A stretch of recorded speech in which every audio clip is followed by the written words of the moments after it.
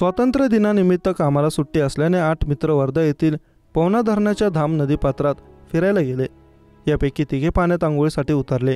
यातील 2 पाण्यात बुडाल्याची घटना घडली, तर एकाला वाचवलं आहे। पोलिसांसह आपत्ती व्यवस्थापन पथक घटनास्थळी दाखल झाले। दोघांचा नदीपात्रात शोध सुरू आहे।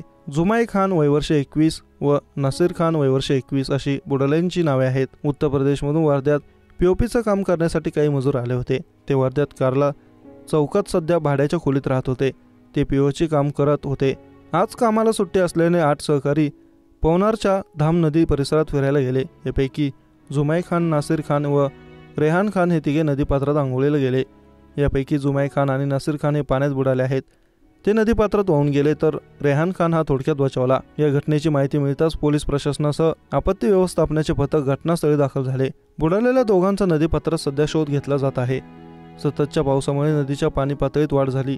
पवनार येथे अनेक लोक पर्यटनाकरता येत आहेत, खोल पाण्यात जात आहेत। नागरिकांची ही हौस त्यांच्या अंगलट येताना दिसते।